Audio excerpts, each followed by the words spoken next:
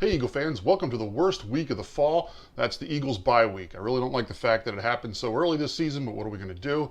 This is EaglefanKarl. This is going to be my quick check-in during the bye week, let you know sort of what I'm thinking about the season so far and whether or not I need to reevaluate it. If you recall, after we beat the Bears on the Monday night game, I had said that, I had asked the question at that point, do I need to reevaluate where I picked them to finish the season? And I said, I'm going to wait till after the Pittsburgh game to see how they play in that game. And then, of course, they played beyond, I think, anybody's expectations in the way we beat the Steelers. So now I need to really look at things. Do I need to reevaluate this thing and exactly where I think the Eagles can finish this season? I think that answer is a clear yes. So let's go ahead and take a look at where they are this season and maybe where they can go. So there's a couple different ways we can look at this. First of all, is from a historical context. The Eagles do not have that many 3-0 starts in their history. I think it's only 9. And they only have 2 3-0 starts where they won all 3 games by at least double digits. And if you look at those 2 seasons, those were 1980 and 2004. And for anyone who knows the Eagles' history, you know what happened in those seasons.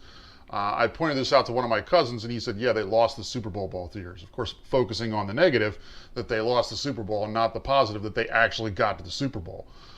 So whether or not the Eagles are going to make the Super Bowl, let's not jump ahead of ourselves yet. But that is, from a historical context, when the Eagles have started out like this, that's where they've ended up.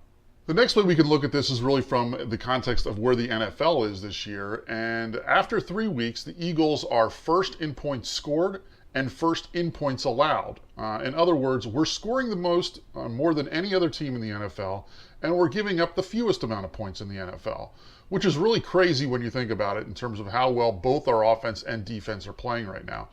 Now, obviously, I think this is a 3-week aberration. I do not expect them to end up here at the end of the season, but it is an interesting fact to look at exactly how strong we've been through the first 3 weeks of the season.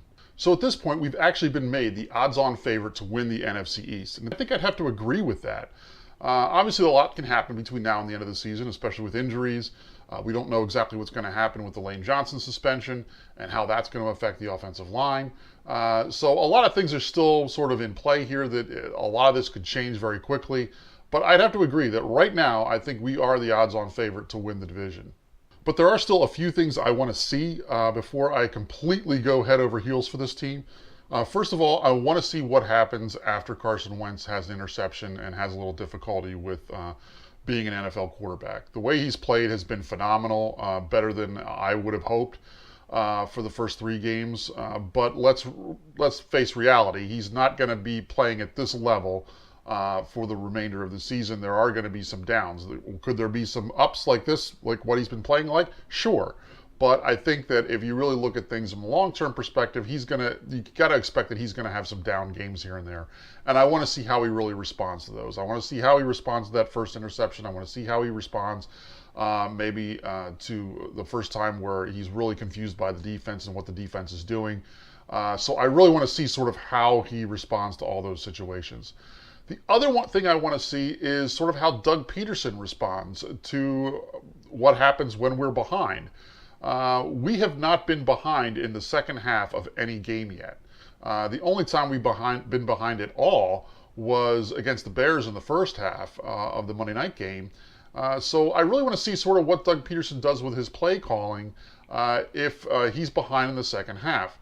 A stat that was pointed out to me this morning when I was looking at Twitter and some of the guys I follow, I think it was Reuben Frank that pointed out the Eagles have been sort of unbalanced in pass versus run in the first half. In other words, passing a lot more than running, and then in the second half they make up for that by running more than they're passing. But that's to be expected when you think of the fact that they're ahead in the second half all the time. Of course, you're going to be running the ball because you want to run the clock. So I really want to see sort of what happens with Doug Peterson if he's behind in the second half. Does he continue to be pass happy like Andy Reid always was? Sometimes if you're down by a lot, you're going to have to pass the ball. I understand that. But if you're within 1 score, are you continuing to still try and throw the ball, instead of really trying to still establish a running game, especially when you have the rookie quarterback? I think that that's still an important thing to try and do, is to make sure you're continuing to try to run the ball. So I really want to see what happens with Doug Peterson once he gets into that situation, which he hasn't been so far. And the final thing I want to see is just how this team in general responds to a loss, both in terms of how they are afterwards in the post game, and then in a follow-up week. I don't expect them to go 16-0. So somewhere along the line, they are going to lose a game, and I want to see really how they react and respond to that. But I'm looking at even at these next two games at Detroit and at Washington, and I'm expecting that we're not going to win both of those. I think we'll probably split them. So out of those two games, I really want to see sort of how we respond to one of those losses. Once we get past that and we see sort of how the team responds, then I think we'll have a better idea of maybe where this team is in terms of their character and their heart, which so far seems to be pretty good, but everything's been good. So it's hard to really tell how a team acts until they've had some adversity. So what does all this mean? I predicted them 6-10 before the season, and I think I'm going to flip that on its head. I think right now, I think the Eagles are looking at probably a 10-6 season. I still think that they are probably the odds-on favorite to win the division.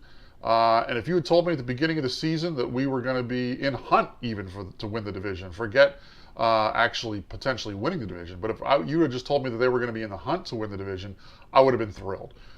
So like I said, I've never had any expectations for this season, so anything that we do and any success that we have is going to be, just icing on top of the cake. But I'm going to enjoy it while it goes, and like I said, I'm thinking we're probably looking at maybe 10-6 and winning the division. I'll go ahead and check in this coming weekend as a preview for the Detroit game, but until then, fly Eagles fly.